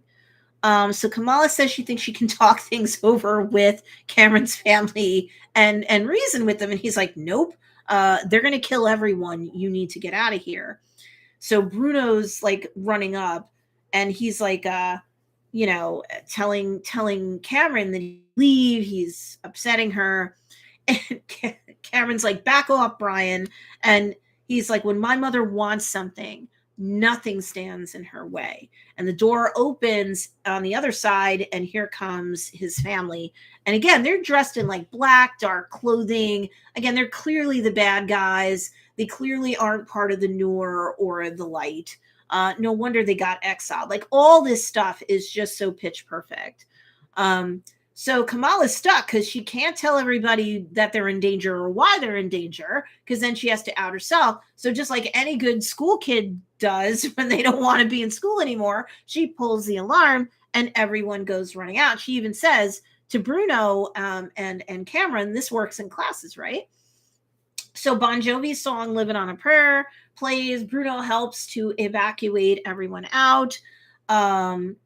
Amir's grabbing up the wedding money before he leaves. They all leave pretty much. Outside, one of the Illuminantes says they're going to be using these ladies throughout the whole rest of the season. I love this. So one of the Illuminantes tells the other, Kamala pulled the alarm. I saw her. And some of them are like, yes way, no way, drama, because it's just so perfect. So Kamran's going up to his mother, begging her not to do this. Again, clearly a sympathetic character. And she's like, too late, get out of my way. She doesn't even care about her son. Is he really her son? Is he kind of like a son? We don't know. So Kamala runs into the hallway. She sees one of the guys knocking the other guy out, a security guy out. It's just a mess. She's running into another hallway, but another one of the evil Djinn or the clandestines are there. She runs into the kitchen. I love how she tells the crew to get out. Like a superhero would tell everybody, get out of here now, and they would leave. But they're like, this is some kid, screw her. So they ignore her. Then the evil Djinn come in and start knocking people out. And they're like, oh no, we're leaving. So then they leave. They don't leave because of her. They leave because they see people getting punched out. Kamala is trying to talk to them. Can't we just talk? But Kamran warned her, there's no time for talking. She turns around and her auntie uses the light against her. Okay. So clearly, whether Kamala wanted to believe it or not, they're all Djinn. They all have this light power. But again, like Bruno said, the bangle amplifies it and unlocks more. So we go through this whole fight where she's fighting off the Djinn with her light. They're attacking her with lights. They're attacking her with frying pans, all sorts of stuff. They project, it appears that they project weapons out of themselves to fight her, but they don't appear to be light. They appear to be like dark, black, and gray. They're pretty strong too, because she rolls out of the way as one punches. They miss her. They hit the ground, and there's an indentation. So they have a lot of strength, and she's outnumbered. And how many of them are using the light? At least Auntie's using it. I don't think anybody else used it. Again, this is my first reaction. So she says, no use resisting us now. That bangle was made for something bigger than you. Again, check out my Negabands episode if you haven't already. Don't be so selfish, Kamala. And they're closing in on her. So Bruno runs out, and Yusuf and Muneeba are like, where is Kamala? What's going on? And you can see the complexity of the look on his face. He can't tell them. He just can't tell them. Security isn't letting anyone back in. Nakia turns slowly, and it's like, I don't know. You see this complex look on her face dawn on her. I don't know if she knew or not at this point, but she turns and she leaves. And she walks off camera. And then Kamala and her auntie are fighting. Auntie turns off the light, by the way, and everything's plunged into darkness, just like these clandestines like it, right? And she goes, just help us go home, and it's going to all be over. And let's see. You don't necessarily need the blow-by-blow from the fight, but I know that she continues to fight off multiple people with all of her hard light projections. She's actually pretty effective.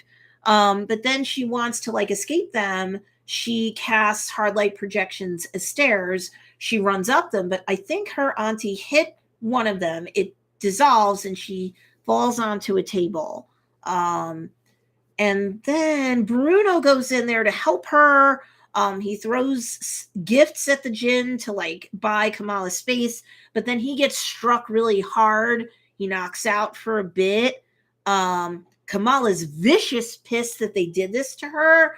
So she projects out that huge, you've probably seen it in the imagery that they've used to promote the series. She embiggens a projection of her fist. And it's super hard. And she not only knocks out the Djinn that knocked out Bruno, she turns around and just slaps everybody else and sends them flying. As I've said before, I think I said it in my episode 2 reaction, it's clear that when Kamala's really pissed off and in the moment, she doesn't just have her powers in her DNA. The bangle doesn't just help her. She gets bigger and harder and stronger with what she projects and how effective her projections are when she's cornered, when she's pissed. It kind of makes sense. Think about what adrenaline can help you do. So Kamran comes out to block another one of the Djinn. He fights them off. He's like, leave her alone. So again, sympathetic character, not a bad guy. And then he says to Kamala, get Brian out of here. He just can't seem to ever remember Bruno's name. So these two guys are definitely continuing love interests with one another. I do think that will probably continue to play out in the Miss Marvel MCU saga. That's obviously a bit different than the comic book saga, how that helped. And as he's being helped out, Bruno complains to Kamala, I swear he keeps getting my name wrong on purpose. And that might be a subconscious poker's tell that Kamran sees Bruno as a potential love interest and is kind of dismissing him. So let's see. The Djinn are, oh, okay. So, Mike says it was a good fight, learning how to fight, and then the big fist comes out. Absolutely. Absolutely. I think the adrenaline's helping her to become more powerful. So then one of the Djinn, one of the clandestines, and Kamran are fighting. Kamala is outside in the hallway too to get Bruno away. But then Kamran falls from above onto the floor and he's kind of passed out. The other Djinn comes downstairs, and long story short, Kamala's hemmed in all the way around. Auntie, she confronts Auntie and says, why are you doing this? You said you would protect me. And she's starting to cry because she's a kid and she's overwhelmed and she's disappointed. So then Auntie says, why would I protect you when you betray me?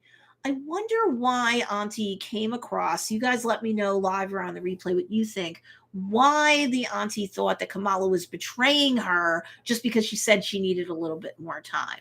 Is it as simple as that? Or is there something else that Auntie is kind of like superimposing on this or presuming? But then the bangle lights up all three pieces of it, really brighter than I've ever seen.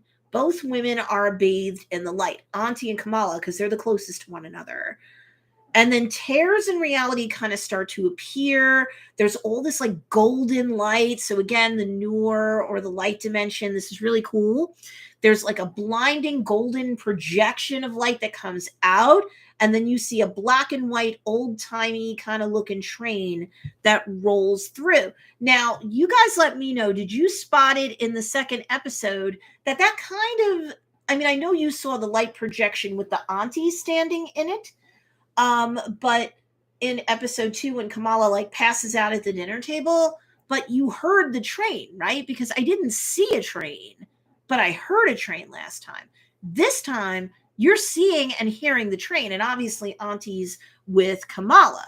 So now you wonder, like, what's coming from the Noor dimension? Because maybe they were warning her about Auntie, and she didn't realize that. And now you see this train coming through. Is it because the train somehow is going to play out in things? Or is it just another projection of what split Aisha apart from her family during the partition? We'll see. It's interesting what Nani says about that towards the end of the episode. So then the DODC comes in with their little light up guns and stuff. They subdue all the other Djinn. They scrape Kamran off the floor. Kamala manages to run off to the side with Bruno. So they get away. I don't know that they were seen, and they get away. But you do see Kamran. He's being let out in chains, and he's not looking happy. So I don't know. Does he end up getting pissed off at Kamala and coming after her, and then he's a big bad anyway? I don't know. But this is where Nakia finds Bruno and Kamala. They come out from the reception hall out a side door, and she's like, what was that? And Kamala apologizes. Oh, that's right, because Kamala projects as the door closes behind them. As the door closes behind them, she projects light to seal the door and to keep kind of seal it shut. So Nakia sees that. She's like, what was that? And so Bruno's looking off to the side. He doesn't know what to say. Kamala's apologizing. You can tell. Excuse me. I've been talking for like an hour and a half. Sorry, guys. Let me take a sip really quick. You can see from the look on Nakia's face plus her voice, she's seriously disapproving of all of this. And I also think, as Kamala's best friend, other than Bruno, she's pissed that she wasn't told. She's like, it was you the whole time. It was you, and you didn't say anything. But Bruno is like, Kamala, you got to get out of here. They're after you. Department of Damage Control is definitely after her. Again, I don't know that they saw her. I'm not sure. This is only my first viewing. So, and then Kamala's like, just wait, just wait. And Bruno's like, no, Nakia will take care of you. Nakia's like, no. I'm like, she's not going to help her. And she's all teary-eyed and she acts very rejected and pissed and hands Kamala the red fabric, that kind of red shawl looking thing, and said, you dropped this. But it's a red cloth. And Kamala most certainly didn't have it, didn't drop it. And again, this is my first viewing, but I don't think we saw it at any point during episode 3. We saw it in the first episode because that was one of the effects that Nani sent over from Pakistan in the box with the bangle. Hi, sweetheart. So I'm wondering, did that come from Red Dagger? Let me know what you think in the comments down below. Did that come from Red Dagger? Did that come from Nani? Who the heck did that come from? Did it come from Aisha? Is Aisha running around out there with one of the 2 bangles on her own? Mike says, I don't know why time is so important. Why the urgency? Because if they were to gradually talk to her, I think they would get what they want eventually. But they want her help now, and that would scare anyone. And I agree with you, Mike. I don't know if it's just impatience. It could be. They've been hanging around for decades, right? I mean, you saw at the beginning, it was 1942. It was still, British controlled India at that point. So, maybe they're just like, we've been here for generations. We just want off, and we want off now. And as soon as she had that bangle bracelet on, they were part of the crowd of Djinn or folk from the Noor dimension that might have been in and around our dimension that goes, oop, here's another one. And ooh, they have a bangle. So now they're just like, ooh, we want this now. I don't know. It's very, very, very, very strange. And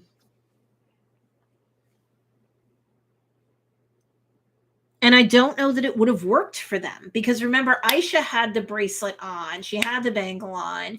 Her eyes lit up. It started to go and then it shut down. So I don't know if it necessarily would have worked for them, but now they're desperate because they see someone where it does work for them. It plunges them into that Noor dimension and they can see it. So they're just like, we want out now. Or is there something, because we still have 3 episodes left, is there something that we're going to turn around and learn, like, why it was driving them to do what they're going to do?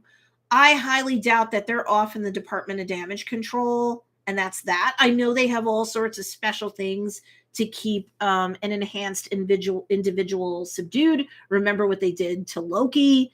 And, he managed to slide off in the Loki series, but, they had him subdued. His mouth was covered. He was in the locks, right? And they have a special equipment, but I kind of think that's not the last that we've seen of the clandestines in the series. Yeah, or why would they try, right? So Naki is like, what just happened? Bruno said he'd explain it. She asked him if he was okay, and he said, no, I'm not. So I don't know, like, how much worse that injury is going to be. Is something going to happen to Bruno? We don't know. So that opens a loop. You want to watch the next episode if you're already invested, sure. But like, if you want to stay invested and you care about Bruno, you want to know, is he going to die? Like, what's wrong with him? So now we're back at the Khan home. It's dark there, but there's lights on, but it's like the overall tone is darkness. So now that we're thinking about Djinn, now that we're thinking about the Noor or light dimension, I'm really going to go back and look at the first 3 episodes in their totality. Not only to see what I missed, again, I just finished watching and then I jumped on here to do my first reactions. But now that I know that we are definitely dealing with Djinn and the Noor dimension, I think the interplay between light and dark and the colors of the light, like the blue that washed Kamran briefly and the red that came over everybody before the fight scene, like I'm starting to think there's layers of Easter eggs that we didn't even catch, which I love this about the MCU. I just love it. You couldn't ask for anything better. So, but there is light there. And Muneeba says, Kamala, thank God, where have you been? Did you pull the alarm? Because those Illuminatis made sure they told her mother, you know, who are the people that you were with? They were arrested. And Yusuf's very quiet, very gentle, trying to get Kamala to say something. Muneeba's pretty chill too. I guess they don't want to spook her. They want the information from her. And then, you know, it's heartrending. I thought Kamala might have tipped over and confessed to everybody, because Muneeba's like, Kamala, please just be honest with us. You're our daughter. We want to help you, but we can't if we don't know what's going on with you. That's something a lot of parents would say if, God forbid, they think their kids are drinking or doing drugs or hanging out with the wrong crowd. Or does Muneeba kind of know more than what she's shown? And she's just like, you know, let me know, because I need to know how to help you. And Kamala's like, I just can't, and leaves. And she says, I just can't. Her parents leave disappointed. They give her space. We're in the final scene. She collapses on her bed. There's a string of lights by her head. The room's otherwise dark, but there's a string of golden glow lights, you know, these string lights that are by her bed. It lights up her side table too, where her cell phone is. And then the cell phone rings, and it's Nani. And, you know, she's like, hey, Nani, can I call you later? And Nani's like all just, you know, really just frenzied. And she's like, you have to come to Karachi, right? So if you remember from episode 2, Karachi is where Kamala's family ran to and where her father was from. And that's kind of how they met in what became Pakistan. So Karachi is it is one of the 12 biggest cities in the world. And it's, you know, the biggest city in Pakistan.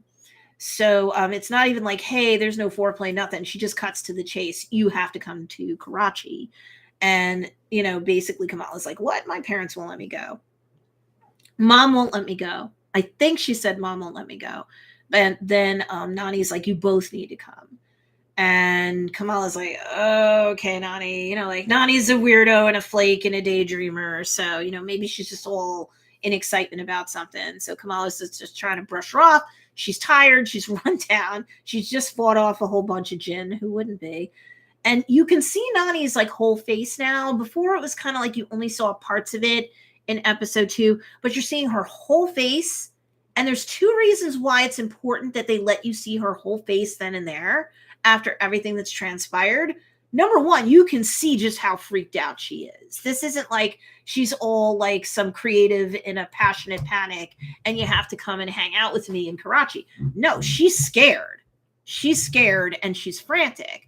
But the second reason why it's so important that you saw her face, Nani's face, that she aged. She aged. She's an older woman. The other Djinn, none of them aged. None of them aged. So it's like, okay, what's the story there, right? So I don't know that Nani has the bangle. I do think Mike and what was it, 2nd Street Marvel 2 Trinity? Dano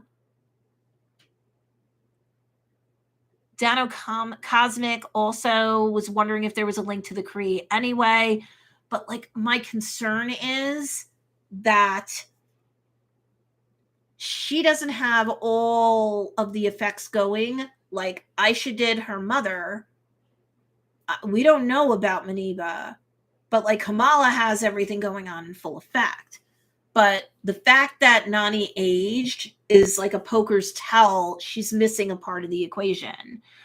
Mike Just Me Porter says, do you think we will get Carol Danvers in an end credit scene in the finale? I think that we're going to, because if she doesn't show up in the finale proper, which she may not, I do think we're going to get a post-credit scene. And I think we might have more than one. But if we do get at least one, I kind of think that's how you bridge her over. But again, I'm telling you, I think she shows up in Ant-Man and the Wasp: Quantumania. So I don't think they're pulling her directly into the Marvels. And I know that they swapped the movies for a reason, because they're recutting and redoing some of the Marvels. And so that's why they had to push it off. Hey, Second Street Marvel, what's going on? Yes, Anurag Kumar, and I hope I said that right. Many apologies if I didn't. Nani aged. Yes, look at that. If you haven't seen the episode yet, you should watch it. It's at the very last scene, and you can see her face. Like, she doesn't 100% for whatever the reason know how to hold it straight, or maybe she's really nervous. We only saw like her eyes and her lips really in episode 2. But now that we've gone through the whole thing that the clandestines don't age, or at least they age super slower, so it doesn't look like they aged a day, any of them. But Nani, you see her whole face, and she did age. So I know that's not a mistake. That's a thought out thing, and they are giving us a flash of that, but we're not even to the most important Easter egg yet that has everything to do with Carol Danvers. Second Street Marvel says, after this episode, I feel like America Chavez could show up. You know, that's not out of the equation. That's not out of the question. And I don't know if they're going to do New Avengers or Young Avengers. You know, she's part of that, right? And so you figure age range and stuff like that, and how the comic book saga went versus how the MCU is going. I think Cassie Lang's stature gets pulled into that. Yet another reason why I think Kamala is going to shoot through the next, well, not the next 2 movies, because Wakanda Forever is coming after Thor. Thor ends phase 4. Everything's phase 5 for the next year.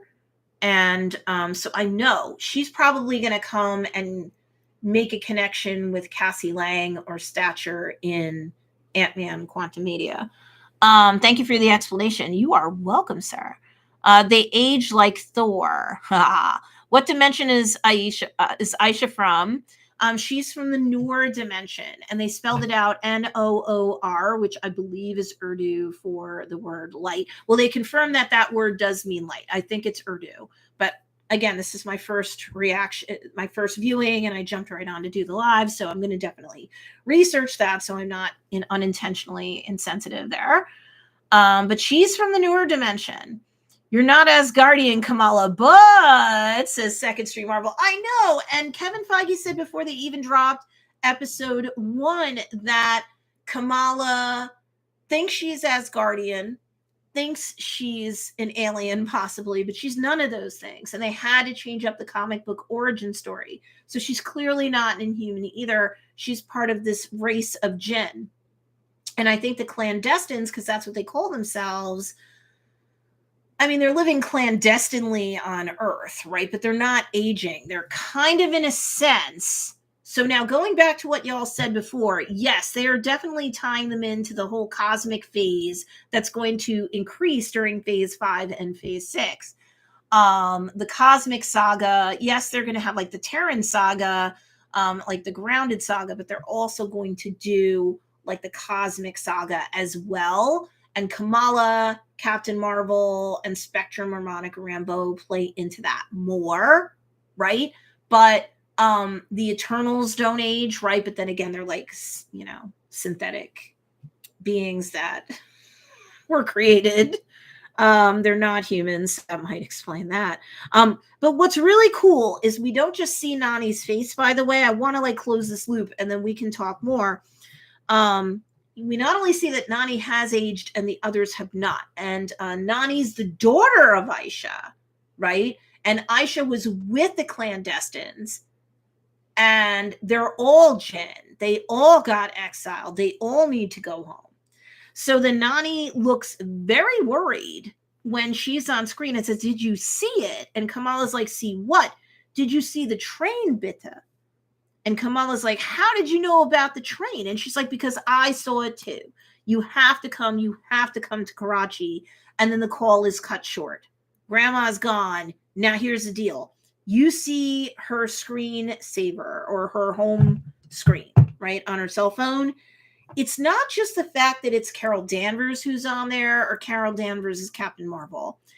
It's Captain Marvel in her binary form. That's her most powerful form.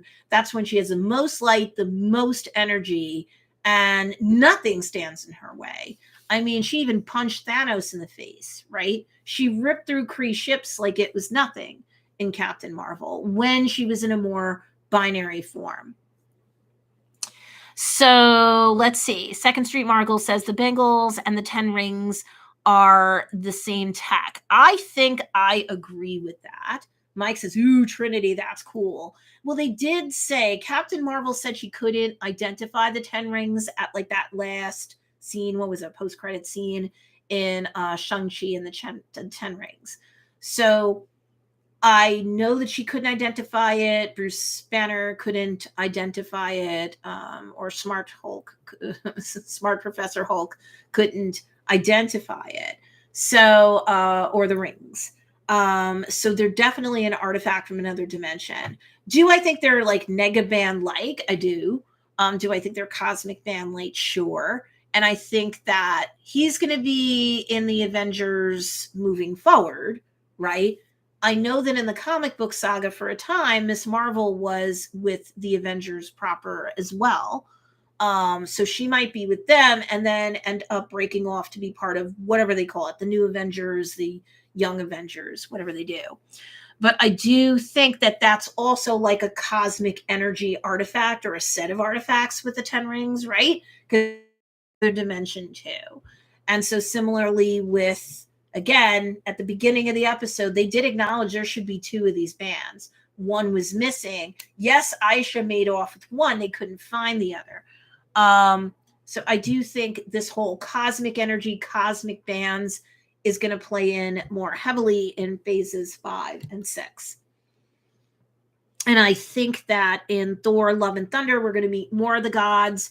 Like we kind of very lightly met the different pantheon of gods in Moon Knight.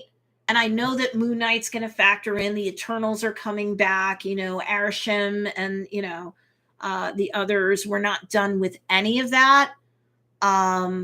And I know, so the cosmic end of things will factor in more. But now think about it. When Carol Danvers is in Captain Marvel form, in her binary form, she's like this huge cosmic battery. Think about Kamala and how she, in the first episode, all the flashing lights, and she had the band on to begin with, kind of kicked off her powers, and she didn't even know she had powers. Can you imagine what Kamala's going to be like when she's got the adrenaline going because she's fighting Kang? I swear she's going to fight Kang. And she's probably going to do it directly in the Marvels. And she's with Monica Rambeau, who is Spectrum, and she's got cosmic powers. And she's also with Captain Marvel, who will go into binary form because Kang's way too powerful. He makes Thanos look like a chump, right? So think about all the power that Kamala is capable of siphoning off and how the adrenaline, just like what happened with her when she did that projection of an embiggen fist and how powerful that was, that knocked everyone on their can. That's nothing. So I think it's very important. Yeah, they're doing a poker's tell that Captain Marvel's going to come. She might be in a final post-credit scene for episode 6 of Miss Marvel, because that's going to carry her forward along with her through the MCU into phase 5. But I think it's also a poker's tell to how she has to go like unlock like her own binary version form of her powers. And she may need to draw off of Captain Marvel and Monica Rambeau to get both of their light powers, because they all have like hard light kind of power projection kind of powers. They're all 3 of them very similar. But I think Kamala is going to pull all the energy off of them to even transcend possibly even Captain Marvel herself in her binary form, or at least she'll be a match, because no one, I don't care what kind of critter we're talking about, what kind of enhanced superhuman we're talking about, no one creature is going to fight off Kang at all. We're not talking Immortus. We're not talking He Who Remains. We're talking Kang. All right. So that's all of my observations for now. And again, I do think that the title Destined, the title of episode 3, closes the loop, in my personal opinion, how I'm theorizing it. The title Destined versus that final scene when you see Captain Marvel, yeah, sure, on her phone as her wallpaper. Yeah, she's destined to meet up with her. She's destined to go off with her at least into the Marvels. It's like she's destined to unlock her most powerful form, her binary form, right, as well. And so I know that we're going to be going to Karachi in the next episode. I know that that's where Red Dagger is going to play in, because he definitely shot, the actor portraying him definitely shot a couple of scenes in the series. So I think the next, you have 3 more episodes for Kamala to slowly build in her power, to the point that when she does encounter Captain Marvel at the end, even if it's in a post-credit scene, she's ready to go. So definitely I am going to, you guys make requests about what videos you want to see, whether they're Miss Marvel or not. I do think that once the final, now, what is it? The final episode of Obi-Wan dropped today, right? Are we done with him today? I think number one, Marvel/Disney knows that they can't drop 2 properties at the same time. It's too much. One is always going to suffer at the expense of another. And people have been Star Wars fans much longer than 2014, when Miss Marvel's own run dropped. So, lesson learned moving forward. I think a lot of people are going to circle back and catch up on Kamala Khan and stuff over the course of the next week, once they're done geeking out on Obi-Wan. Do I think there's going to be a second season of Obi-Wan? Probably. Yes. Okay.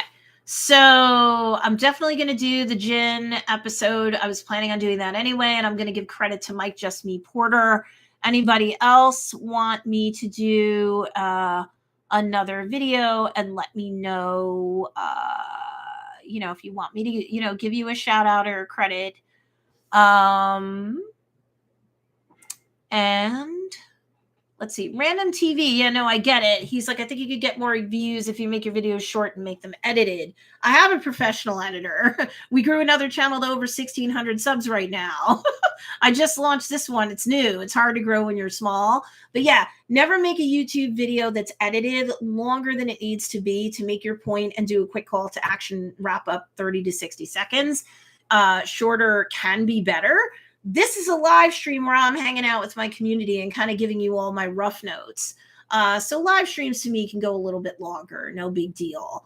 But yeah, please subscribe if you haven't. If you want me to do an episode or a video and give you a shout out credit, let me know what you want me to cover. It does not have to be Miss Marvel. I thought they would drop one on Wednesday and one on Friday, says Mike Just Me Porter. Yeah, me too. Again, I'm not impressed with them doing 2 at once.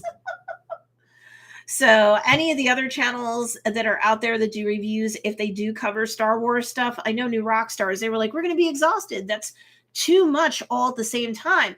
And when they drop Stranger Things, season 4, part 1, at the same time or around the same time that Disney Plus, I know it's like 2 separate companies, so they're not going to check notes, but it's just like there was way too much content coming out all at once.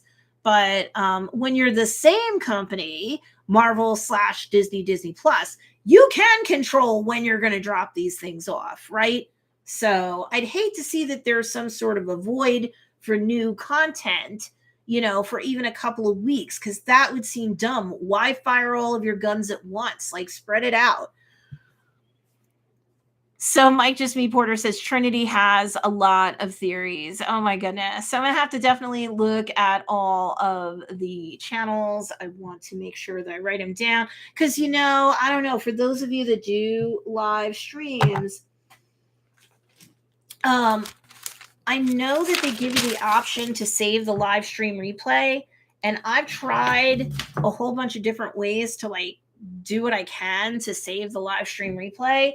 I know that they're investing more money into live streams because they want people to podcast and video podcast here. So I do have faith that over time things will be getting a little bit better. But my live stream replays don't tend to save. Although it's weird. Some of my students say they can see them and some of them say that they can't. And so it's very weird. On my other channel, Stacey Storino, Stacey Storino, Storino.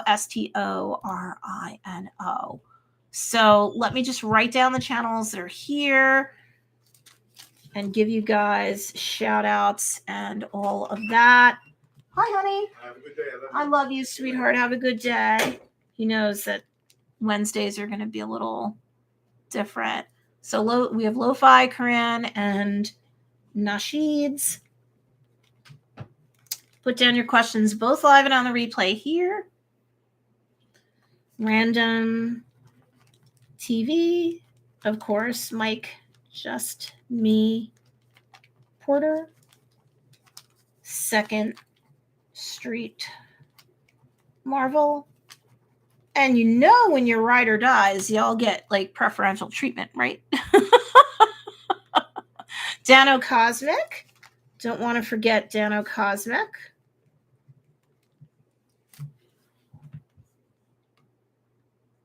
I got, oh wait, there is one more. Yep. Anurag Kumar. Okay. That's cool.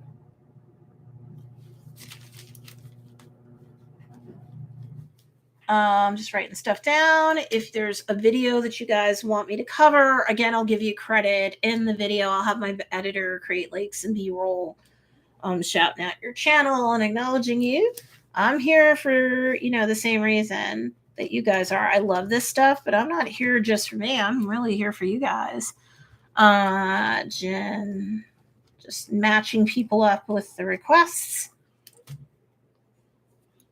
America Chavez. I really do think that she could show up. Let me see. Oh, Mike says, I'm too old for this. I got up at 3 a.m. and I can't go back to sleep. When you're done, I will go to Star Wars, Santa, to the Kenobi stuff. I know this is like too much, right? They do need to pace themselves. I think they're learning an important lesson right now because I do agree with you. I think Miss Marvel would do a little bit better if she wasn't competing with Star Wars.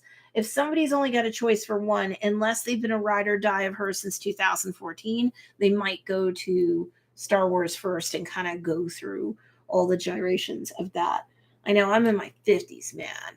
I'm like, why did I start doing this now? But then again, Disney Plus has only been around for just a little bit. Okay, so because I'm not sure, make sure that you subscribe. Make sure you thank Chillmonger if he sent you. I really appreciate it. And if you want a certain video done, even on the replay, I will be sure to give you credit because you'll deserve it. Like I said, I was going to do the video on the Djinn for sure, but since Mike asked about it, I'm happy to give him this shout out. But I'm going to take screenshots really quickly so I don't miss out on anything. I'm 59. God bless you, man. All right. Okay. So thank you guys for watching so very much. And videos come out. Oh no. Am I frozen? Dang it. Okay. Videos come out on this channel definitely Monday through Friday, including any live stream replay reactions, first raw reactions that I do. Make sure you subscribe. Make sure you check out the playlist that's linked down below. Bye. Take care, you guys. This was fun.